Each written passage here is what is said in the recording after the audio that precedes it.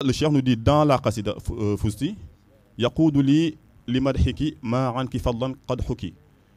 Si tu me permets de réussir cet examen-là, j'ai généré 3 jours. Bah ça, sachez que si vous le faites, c'est une obligation de le respecter. Aussi, et lorsqu'il entame la qasida, il dit Fusti bi dharfil hasanat sayyidatan li muhsinat Maryamu fuqtil muqinat inda alladhi lam yudrak. C'est comme si on avait une coupe qui est remplie de toutes les bonnes actions. Et qu'il y avait une compétition pour remporter cette coupe-là. Et là, Cheikh Ahmadou Bamba nous dit Fusti bi dharfil hasanat. En fait, c'est Mariam qui a remporté cette coupe-là. ci xasida yi rek ci xasida yi rek lan mën a xam sëriñ bi ci xasida yi rek kenn ku mën a bëggale ci xasida yi rek.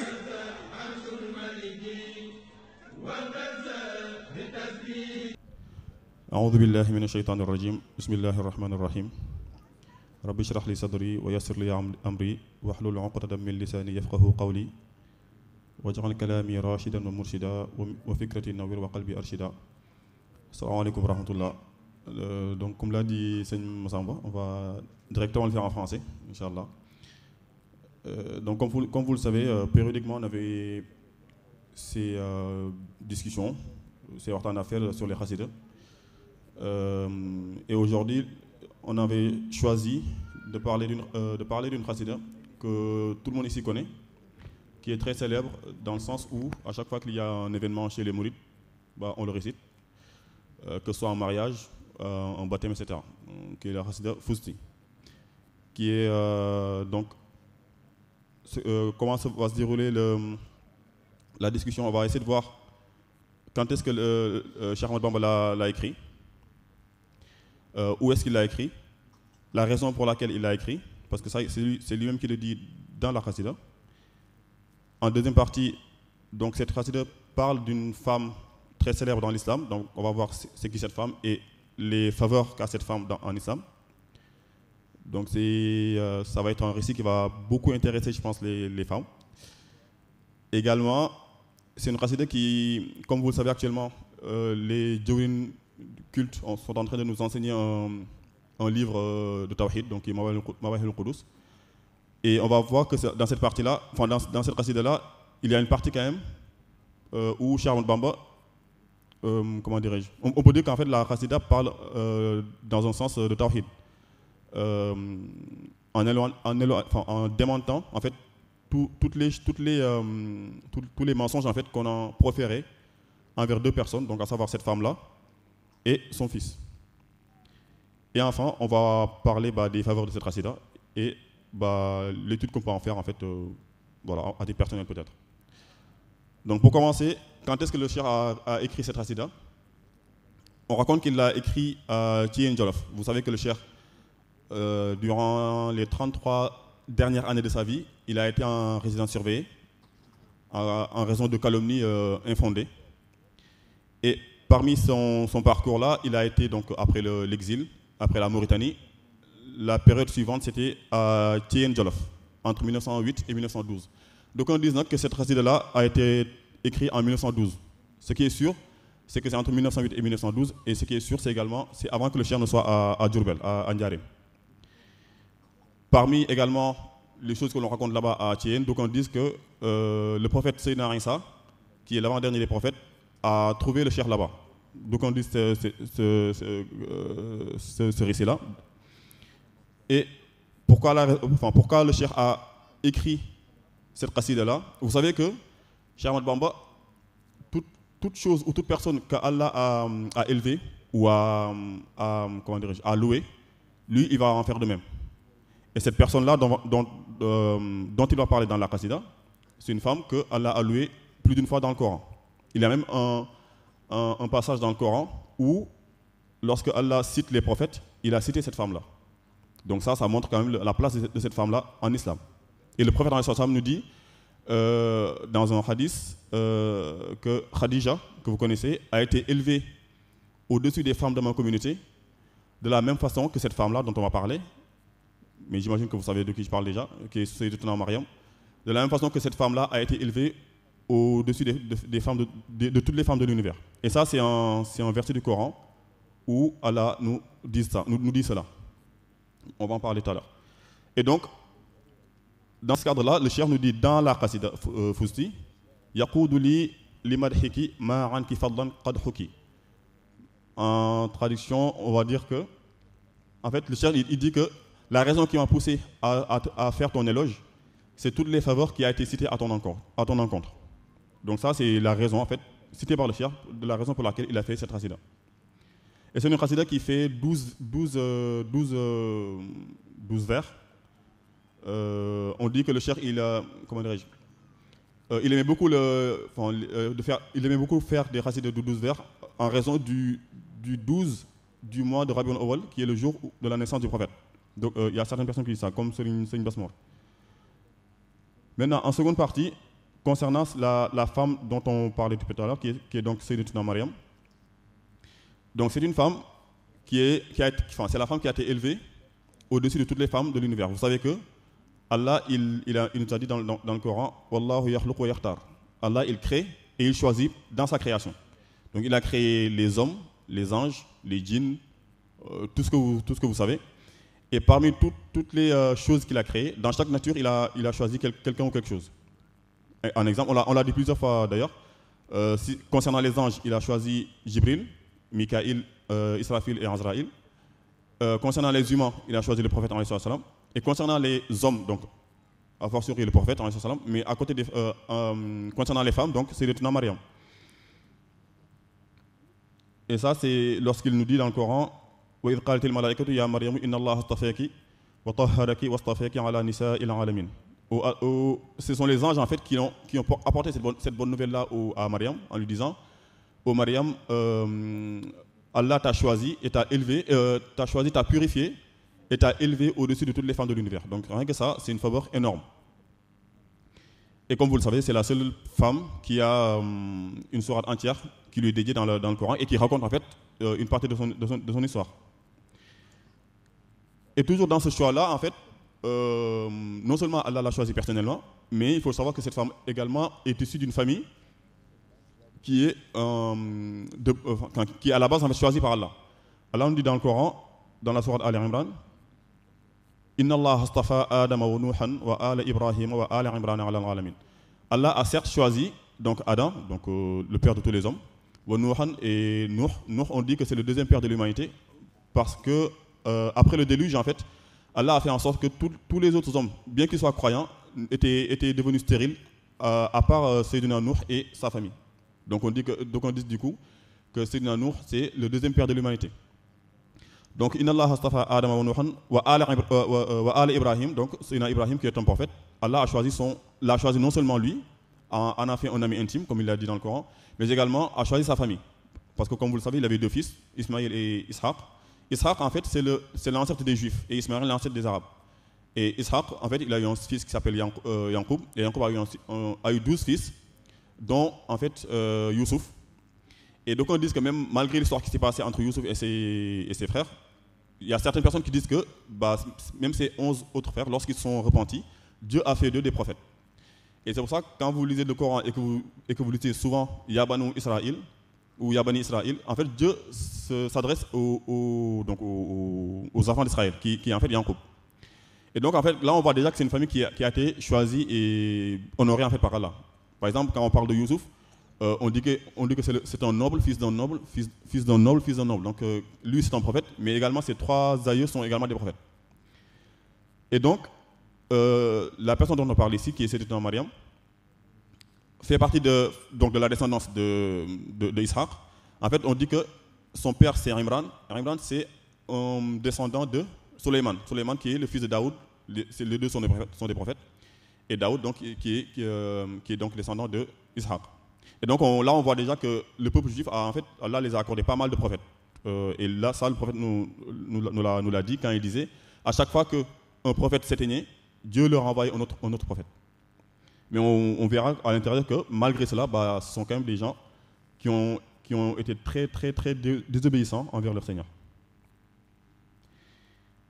Et donc concernant sa naissance à cette personne-là, qui est Sayyidatuna Maryam, Dieu nous dit dans le Coran, sa mère s'appelle Henna et elle était assez âgée et elle n'avait toujours pas d'enfant. Et du coup, elle avait fait je ne sais pas, un vœu, je pense qu'on peut dire ça comme ça, un vœu, en disant que si Allah l'accordait un fils, bah, en fait, elle va faire en sorte de l'éduquer dans la voie de la religion, donc on va dire de l'islam, parce que la religion de tous les prophètes c'était l'islam. En fait, il va seulement, son enfant-là va seulement se vouer à Allah et ne va pas être dans les choses mondaines. Et à l'époque où elle disait ça, les savants disent que on n'avait pas l'habitude de voir une femme faire ça. C'est pour ça qu'elle voulait en fait avoir un fils, Hanna, donc la mère de Mariam. Pourtant, quand elle a accouché, bah, elle a vu que c'était une fille. C'est pour ça qu'elle dit dans Sourate Al-Imran, quand Dieu nous le raconte, elle dit qalat rabbi inni wadantuha untha wallahu a'lamu bima wadat. Oh Allah, moi je l'ai accouché, mais pourtant c'est une fille. Et Allah comme si Allah répondait en disant Allah c'est mieux que c'est mieux que elle ce dont elle a accouché. Et certes, le garçon n'est pas comme la fille.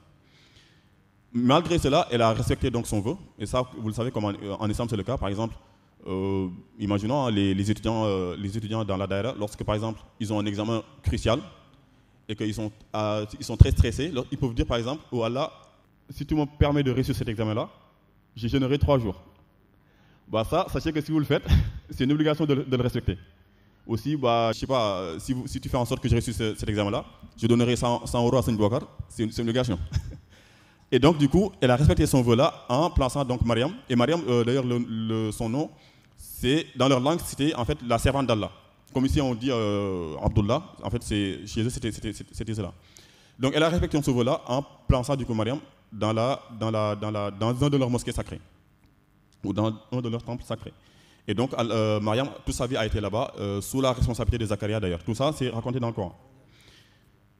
Et concernant toujours parmi les faveurs de cette femme-là, on va suivre par la suite. Dans la Chassida, Cheikh Bamba nous fait part de son ascendance bénie en disant Anti sulalatul kiram ma amma nahwaki haram wa anti dhatul ihtiram bilantihan li shuruki. Anti sulalatul kiram, c'est ce qui va rejoindre en fait ce que je disais tout à l'heure concernant la belle ascendance de cette femme-là. Cheikh Bamba lui dit bah, tu es en fait tu es la descendance d'une lignée assez noble en fait, parce que comme vous le disiez, en fait elle est issue de prophètes. Ma amma nahwaki haram, elle n'a jamais été pécheresse. Ça c'est une chose, c'est vraiment je pense qu'en islam c'est la meilleure comment dirais-je, comment on dit ça, ouais, voilà, la meilleure qualification qu'on peut avoir pour une personne qui se dit musulman, que telle personne n'a jamais été pécheresse. Et comme vous le savez, le Seigneur Abraham Mbaké rahmatullah alayhi disait parmi les miracles de Cheikh Ahmadou Bamba, non seulement il n'a jamais péché, mais il ne s'est jamais dirigé vers une chose qui n'a aucun sens, quoi, ou voilà, qui n'a pas de profit en fait. Toujours parmi les faveurs de cette femme-là, Allah nous dit dans le Coran, en fait on voit dans le Coran que Allah a maudit un peuple, donc en fait c'était des Juifs, en raison de la calomnie qu'ils ont préférée à l'encontre de Mariam. C'est lorsqu'il nous dit dans Sourate An-Nisa wa bi kufrihim wa qawlihim ala Maryama buhtanan azima. Parce que comme vous le savez, comme elle a été la mère d'un fils qui n'a pas de père, on va en parler. Eux ils ne connaissaient pas ça, alors que ce n'était qu'un miracle d'Allah. Et donc les gens ils commençaient à le traiter de tous les noms. Et en fait Allah l'a protégé via la parole de son fils là. Maintenant, quand on regarde au sein de la Chassida, la façon dont Cheikh Bamba nous rappelle les faveurs de Sayyidatuna Mariam, donc il dit, déjà comment dirais-je, comme vous le savez, à chaque Chassida, il y a une introduction. Et lorsqu'il entame la Chassida, il dit « Fuzti bidhar fil hasanat, sayyidatan li muhsinat, Mariamu fuqtil muqinat, inda alladhi lam yudraki » Dans le sens de la traduction, il dit au Mariam, tu as réussi. C'est comme si par exemple il fait on va plutôt imaginer ça. C'est comme si on avait une coupe qui est remplie de toutes les bonnes actions et qu'il y avait une compétition pour remporter cette coupe là. Et là, Cheikh Ahmadou nous dit Fuzti bidhar fil hasanat. en fait, c'est Mariam qui a remporté cette coupe-là. Sayyidatan Limonsinat, qui est sang, maîtresse, certainement, tu vois. J'imagine, hein, maîtresse de Sayyidatan Limonsinat, qui est en fait la sainte patronne, ou encore la patronne en tout cas, de toutes les femmes qui sont bienfaitrices. En fait, c'est elle la distinguée, merci. La distinguée parmi toutes les femmes qui sont connues pour leurs bonnes œuvres. Donc ça rejoint ce que je disais tout à l'heure, que le fait que Allah l'a choisi. Mariam Fouqtil Mouqinat, tu as dépassé toutes les femmes qui ont atteint le degré de Yaqin. Yaqin, c'est sûrement, nous en parlerons, mais c'est un degré qui est très difficile à atteindre. Un exemple dans le Coran, c'est Ibrahim, avec tout ce qu'il a vécu entre lui et son Seigneur. À la fin, Allah nous dit, c'est pour qu'il fasse partie des véridiques. Et malgré cela, il a quand même, Sayyidina Ibrahim, il a demandé à Allah, montre-moi comment tu ressuscites les morts. Et là, Allah lui a dit, mais tu ne crois toujours pas? Il a dit non. Si, pourtant je crois, mais je veux que mon cœur s'apaise. Donc c'est un degré qui est très, très difficile à atteindre. Là, Cheikh Ahmad Bamba nous dit que Sayyidina Mariam, que Sayyidina Mariam a dépassé toutes les femmes qui ont atteint ce degré-là. Et il y en a dans la communauté musulmane. Auprès d'Allah, auprès d'Allah que personne ne peut en fait ne peut voir. Également, ce qui montre que Allah l'a choisi, c'est le fait qu'elle soit plutôt la mère donc d'un prophète, qui est Sayyidina Isa, qui est connu donc comme Jésus. Et là, Cheikh Ahmad Bamba nous dit dans Fousti, Kun fayakunu laki qad khayra rasulin lantiqad wa biki faza dhu'tiqad wa lam yakun bi mushriki. Donc là, Cheikh Ahmad Bamba nous relate en fait la façon dont est né Sayyidina Isa. En fait, qui est effectivement un miracle. Le fait qu'il y ait un enfant qui a en tout cas une personne qui a une mère mais qui n'a pas de père. Et ça, si vous allez, on ne veut pas que ça soit trop long, mais si vous allez dans la sourate Mariam, Dieu nous explique comment ça s'est passé. En fait, il a seulement envoyé l'ange Jibril et qu'il lui a annoncé la bonne nouvelle, tu vas être la mère d'un fils qui va être honoré, distingué, etc. Et cela, ça a choqué, donc comme je le disais tout à l'heure, cela a choqué les gens. De sorte qu'ils ont commencé à le dire, mais comment cela se fait que toi, Mariam, tu nous ramènes un fils dont on ne connaît pas le père, alors que ta mère n'est pas une prostituée, excusez-moi du terme, et que ton père est connu quand même pour être quelqu'un de bien. Donc ça nous choque en tout cas. Et c'est là que Allah en fait a ordonné à Isa, alors qu'il était dans le berceau, de parler. Et la première chose qu'il a dit, c'est Inni Abdullahi. Et jusqu'à la fin du verset, où en fait il va, comment dirais-je,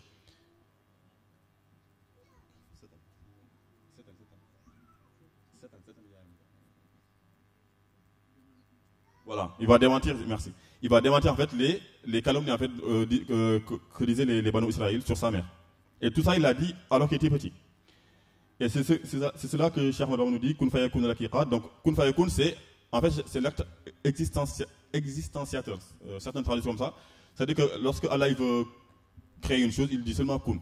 Et même il y a même certains savants qui disent que même le fait que Allah nous dise que lorsqu'il veut quelque chose, il dit seulement Kun, c'est pour que nous on comprenne. Mais dès qu'il veut une chose, cette chose elle existe automatiquement. Donc il dit Kun fayakun laki qad khayra rasulin lantiqad. Donc cet acte-là, donc Kun fayakun, t'a permis d'avoir en fait un des meilleurs prophètes. Ici c'est ainsi qu'on peut le comprendre. Un des meilleurs prophètes a été accordé grâce à Kun fayakun, donc grâce à Allah tout simplement, qui est le détenteur de Kun fayakun. Également parmi ces faveurs de cette femme-là, Cheikh Ahmad Bamba nous dit Shakara Rabbuna al-Karim sha'nuki shukran la yarim ibnuki nala ma yarum inda alladhi lam yudraki. Cheikh Ahmad Bamba nous annonce que Allah a accepté l'entièreté de la vie de cette femme-là. Donc et ça c'est quelque chose d'assez extraordinaire en fait, parce qu'un homme peut entrer au paradis, ou une femme d'ailleurs, peut entrer au paradis alors qu'il a fait pas mal de péchés, ou il a seulement fait un acte que Allah a accepté, et ça a permis à cet homme-là d'entrer au paradis. Il y a plein de hadiths, je pense, qui vont dans ce sens-là. Mais là, Cheikh Ahmad Bamba nous dit que Shakara Rabbuna al-Karim, Sha'nuki. C'est-à-dire que Allah a accepté en fait toute ta vie, en fait, toutes les œuvres du monde, Allah les a acceptées. Et ça, c'est grâce à Allah, parce que c'est Allah qui l'avait au préalable choisi. Ibn Kina al-Mayarum, ton fils a atteint ce qu'il voulait, auprès d'Allah. Et concernant effectivement comment dirais-je, la naissance de ce fils-là, ça peut être choquant, ou ça peut être surprenant, mais il y a encore une chose de plus surprenant.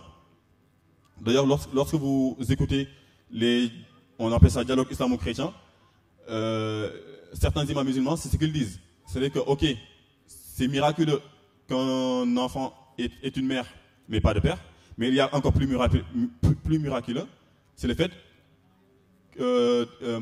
comment dirais-je, c'est le fait qu'il y ait un être, en fait, qui n'a ni père ni mère et qui est Adam.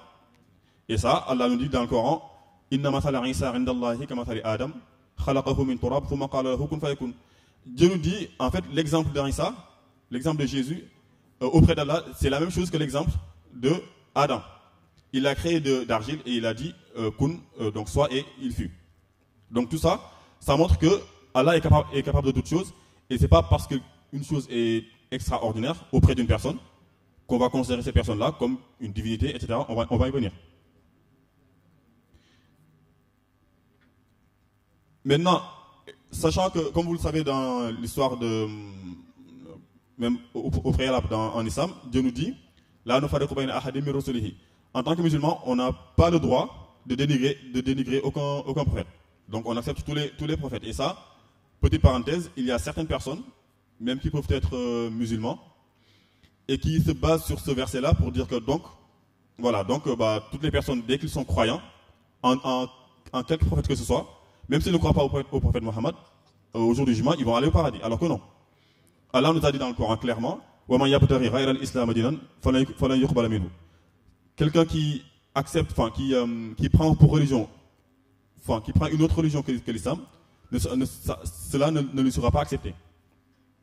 Et ça, c'est pas contradictoire avec ce que j'ai dit au préalable. C'est-à-dire que quand Allah nous dit que nous, en tant que musulmans, on croit en tous les musulmans, en tous les prophètes, en fait, il faut savoir que chaque prophète, à part le prophète Mohammed, a été envoyé à un peuple,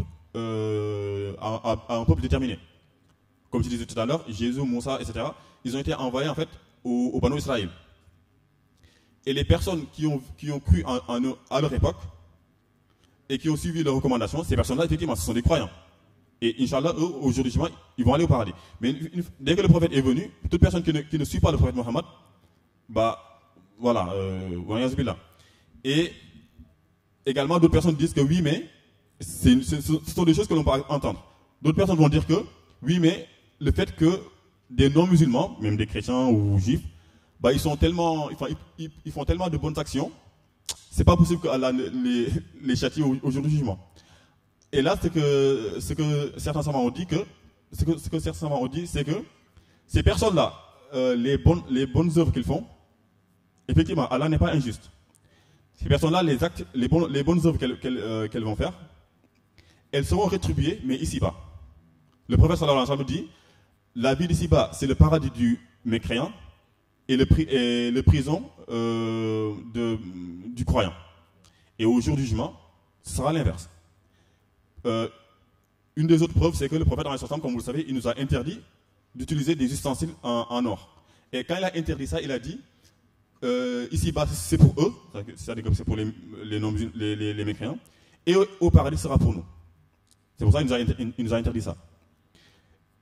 On a entendu, parfois, moi personnellement, je l'ai entendu, donc une personne qui n'est pas musulmane, qui a cité ce verset-là, et qui a dit, donc on est tous pareils. Non, on n'est pas pareils.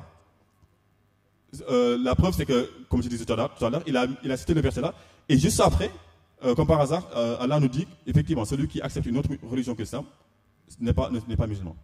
Maintenant, on va y arriver peut-être y arriver à la fin. Mais au sein de la Qasida toujours, ce que je disais tout à l'heure, ce qui peut être surprenant pour nous, en tout cas, c'est ce qui est arrivé aux Nazaréens, en fait, aux Nasara, aux chrétiens, c'est que à la mort de Jésus, il faut savoir que il y avait des musulmans, donc qui croyaient en Jésus et qui croyaient que Jésus n'est pas Allah, n'est pas Dieu, ni le Fils de Dieu, mais que c'est un prophète, et que sa naissance est un miracle.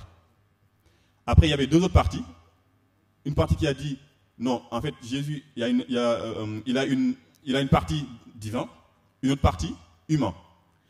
Et une troisième partie qui a dit, non, Jésus c'est Dieu. Et il n'a jamais dit ça, Jésus lui-même. Et même jusqu'à présent, lorsque il y a récemment un polémique qui a eu lieu au Sénégal entre un abbé et puis le Premier ministre, là. Et il y a un savant mouride, Abdel Hassani, il a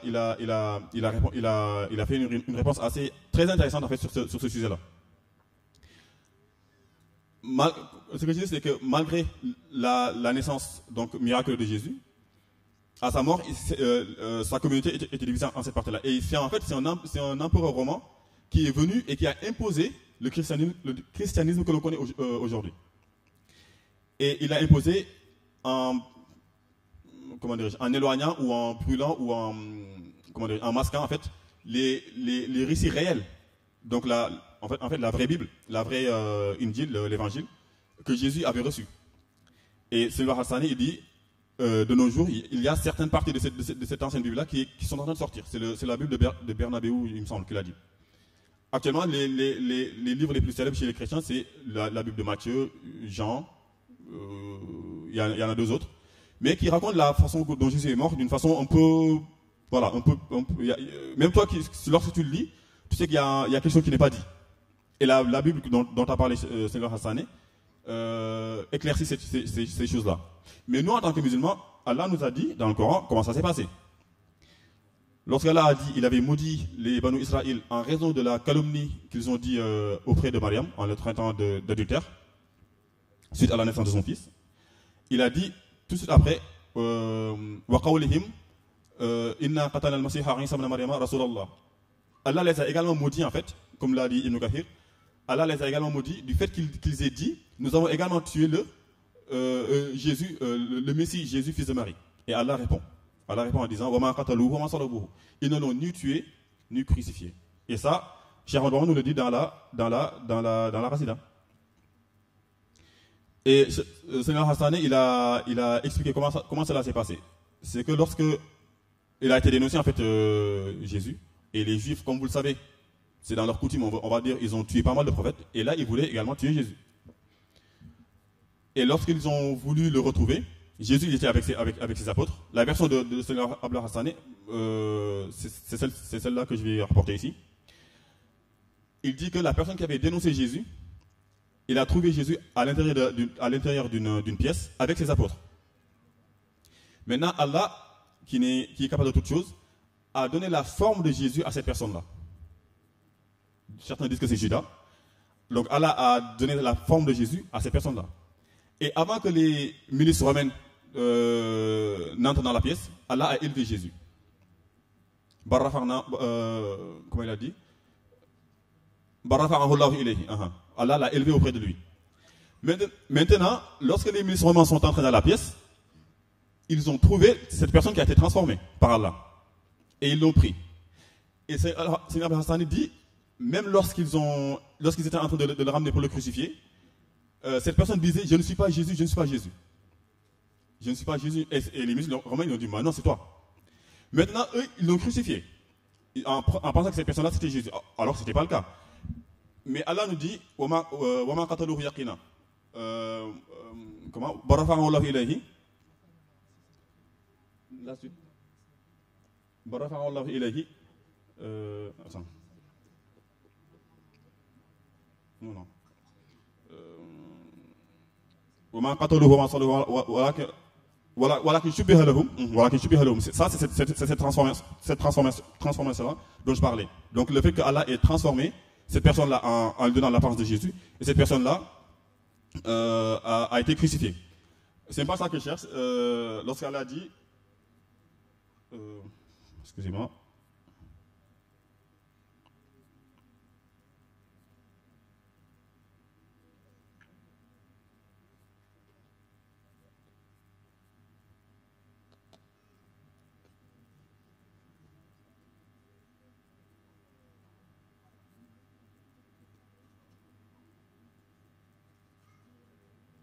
وما قتلوه وما صلبوه ولكن شبه لهم وإن الذين اختلفوا فيه وإن الذين اختلفوا فيه لفي شك منه. Maintenant, Allah nous dit que même ceux qui ont crucifié cette personne-là avaient quand même une certaine doute. Maintenant, la doute, c'est ce que Hassan l'a expliqué. Étant donné qu'eux, ils ont pris cette personne-là pour Jésus, ils l'ont crucifié. Maintenant, la personne qui les avait montré Jésus, ils ne l'ont pas revu. C'est-à-dire qu'ils ont crucifié une personne pensant que c'est Jésus parce qu'il a l'apparence de Jésus. Maintenant, une fois qu'ils l'ont crucifié, etc., ils ont pensé que voilà, maintenant Jésus, on ne va plus parler de lui. Mais ils ont cherché cette personne-là, ils ne l'ont pas trouvé. Et c'est pour ça qu'Allah dit ceux qui divergent auprès de Jésus, au sujet de Jésus, en fait, ils ont des doutes à son sujet. Parce qu'en fait, ils n'ont pas retrouvé cette personne-là qui à la base, avait dénoncé Jésus. Donc ça, c'est la version de Silaba Hassani. Il y a par contre d'autres versions, hein. Par exemple, Ibn Kathir, il a rapporté autre chose. Et ça, dans la Khassida de Fousti, Cheikh al-Bamba nous dit Ya umma ruhil maliki, ya umma jalil haliki, ibnu kilabi haliki. Et ça, c'est ibnu kilabi haliki, ça résume en fait le fait que Jésus n'a pas été celle qui est sur la croix. Il se trouve auprès d'Allah. Donc, ô toi, la mère de l'esprit de l'esprit du roi, donc le roi, c'est-à-dire Allah. Ya umma jalil haliki, ô toi qui disciple des ténèbres. Ça, c'est une façon de dire que c'est une personne qui était qui était bien guidée en fait, tout simplement. Ibnu kilabi haliki. Ton fils n'a certes été pas, comment dirais-je, tué sur la croix. Mais plutôt, il se trouve auprès de son Seigneur. C'est le fait que, c'est pour dire qu'Allah en fait l'a effectivement élevé auprès de lui. Et on rencontre qu'effectivement, le prophète sallallahu alayhi wa sallam, lorsqu'il a fait son ascension céleste, il a trouvé pas mal de prophètes aux différents cieux. Et il a effectivement rencontré Jésus au deuxième ciel. Et même il y a plusieurs hadiths effectivement qui disent à la fin des temps, il va revenir. Il y a des hadiths qui parlent de cela. Il va revenir, tuer le porc, briser la croix, etc. Et même Allah nous dit dans le Coran, toutes ces personnes-là qui se réclament de Jésus, mais qui suivent en fait finalement une voie qui est déviée, tous, avant la mort de Jésus, croiront en lui. Maintenant, parmi les faveurs, on va dire, de ces hadiths, on a dit que Cheikh Ahmad Bamba l'a écrit à Tien Djolof. On dit que à la naissance d'un de ses fils, qui est Seigneur Al Mbaké, il avait donné l'ordre en fait qu'on récite cette hadith-là 3 fois et de le souffler sur la tête de Cheikh Al Mbaké. Donc ça, je pense qu'effectivement en tant que Mourid, on peut effectivement, chacun peut faire ça lorsqu'il a un nouveau-né. Et pour finir, effectivement, l'étude qu'on peut tirer de cette hadith-là, c'est que c'est quand même 2 personnalités que ici Cheikh Ahmad Bamba fait l'éloge. Et même à la fin, il prie pour que Allah, comme il a fait dans Mawahibou, il prie pour que Allah fasse de cette qasida-là parmi les qasidas qui seront chantées au paradis. Et comment dirais-je, ici en fait, rappelons-nous que Cheikh Ahmad Bamba a été quand même dans les mains de l'État français qui en fait à l'époque sont quand même des croyants et qui sont des Nasara. Et à plusieurs reprises, il le dit dans ses écrits. Maintenant, malgré cela, il n'a pas suivi je n'ose pas dire sa passion, mais il n'a pas eu une haine pour eux, en fait, critiquer ou critiquer leur personnalité. Sachant que leurs personnalités sont en fait des élus de Dieu, il a fait en fait de ces personnes-là ces éloges-là. Et ça montre que toute personne qui est intéressée en fait par la vie de Cheikh Ahmad Bamba, il verra que Cheikh Ahmad Bamba n'est pas quelqu'un, je ne sais pas comment on dit ça en français par contre, quelqu'un qui fait du parparlot. Je ne sais pas comment on dit ça en français. Voilà, merci. Il est en fait impartial. Merci beaucoup.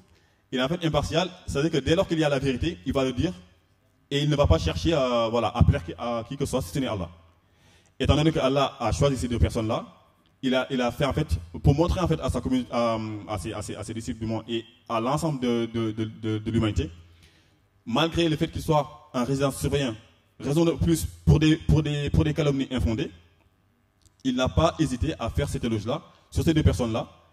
Et je pense qu'à l'époque, comment dirais-je, certainement d'ailleurs les colons ont peut-être entendu cela, mais ça aurait pu les rêver que cette personne-là, à savoir Cheikh Ahmadou Bamba, n'est pas quelqu'un, comme l'a dit Sëñ Moussa, est quelqu'un d'impartial et qui ne cherche pas en fait la vie d'ici-bas, ne cherche pas non plus à montrer, comment dirais-je, à se venger ou quoi que ce soit. Non.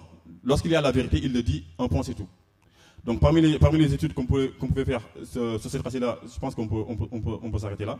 Donc en résumé, c'est une qasida que Cheikh Ahmadou Bamba avait fait à Chienne entre 1908 et 1912. Dans tous les cas, avant la naissance de Cheikh Ahmadou Mbacké. Également, la raison pour laquelle il a fait cette qasida-là, c'est lui-même qui l'a dit. C'est-à-dire que, en raison des nombreux faveurs que Mariam a, c'est cela qui l'a poussé à faire cet éloge-là. Et comme vous le savez également, lorsque, par exemple, bien avant qu'il ne parte en exil, on raconte dans son histoire que à chaque fois qu'il savait que dans tel lieu il y avait un saint qui était là-bas, il allait faire une ziyara de cette personne-là. Donc ça montre le fait qu'il a accepté en fait le choix ou la décision de Dieu sur ces hommes.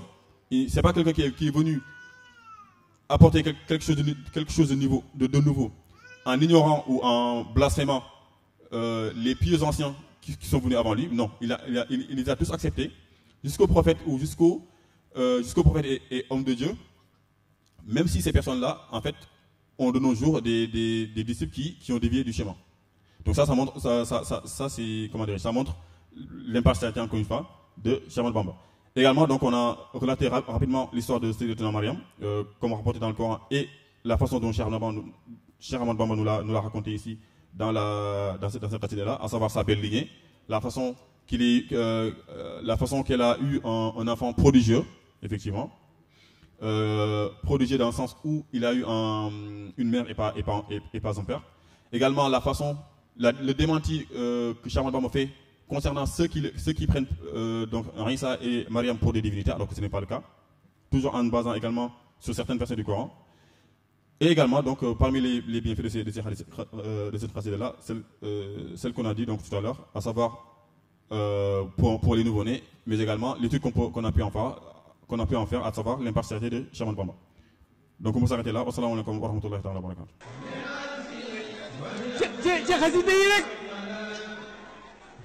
ci xasida yi rek lan mën a xam sëriñ bi ci xasida yi rek kenn ku mën a bégale